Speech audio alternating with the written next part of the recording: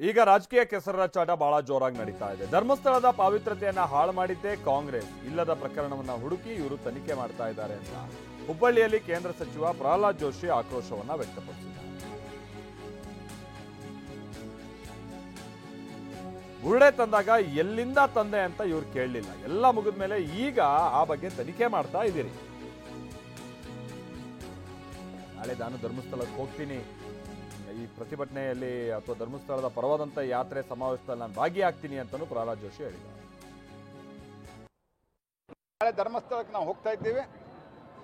ಧರ್ಮಸ್ಥಳದಲ್ಲಿ ಇವರೇನು ಇಲ್ಲಿವರೆಗೆ ಮಾಡಿದ್ದಾರೆ, ರಾಜ್ಯ ಸರ್ಕಾರದ ಒತ್ತಾಸೆಯಿಂದ ಇಲ್ಲದ ಒಂದು ಪ್ರಕರಣವನ್ನು ಹುಡುಕಿ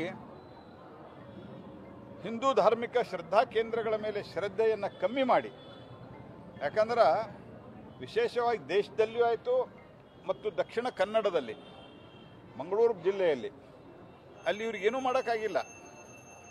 ಏನಾದರೂ ಅಲ್ಲೇ ಎಲ್ಲ ಸಂದರ್ಭದಲ್ಲಿಯೂ ಹಿಂದುತ್ವದ ಪರವಾದ ವಾತಾವರಣ ಇರೋದ್ರಿಂದ ಅವ್ರಿಗೇನೂ ಮಾಡಲಿಕ್ಕಾಗಿಲ್ಲ. ಅದಕ್ಕೆ ಈ ಶ್ರದ್ಧಾ ಕೇಂದ್ರಗಳ ಮೇಲೆ ಅಟ್ಯಾಕ್ ಮಾಡಿದ್ರೆ ಜನರ ಶ್ರದ್ಧೆ ಕಮ್ಮಿ ಆದರೆ ನಮ್ಮ ಕಡೆ ಬರ್ಬೋದು ಅನ್ನುವಂಥ ಒಂದು ಧೂರ್ತ ವಿಚಾರದಿಂದ ಈ ಕೆಲಸ ಮಾಡಿದ್ದಾರೆ. ಅದಕ್ಕೆ ಕಾಂಗ್ರೆಸ್ ಸಾಥ್ ಕೊಟ್ಟಿದೆ. ಇದು ಬಹಳ ದೌರ್ಭಾಗ್ಯದ ಸಂಗತಿ.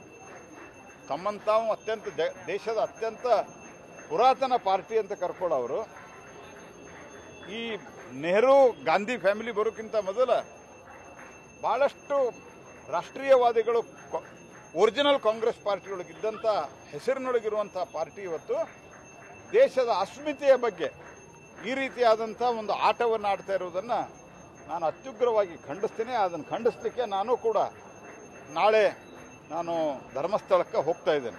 ನಾಳೆ ಧರ್ಮಸ್ಥಳಕ್ಕೆ ನಾವು ಹೋಗ್ತಾ ಇದ್ದೀವಿ. ಧರ್ಮಸ್ಥಳದಲ್ಲಿ ಇವರೇನು ಇಲ್ಲಿವರೆಗೆ ಮಾಡಿದ್ದಾರೆ,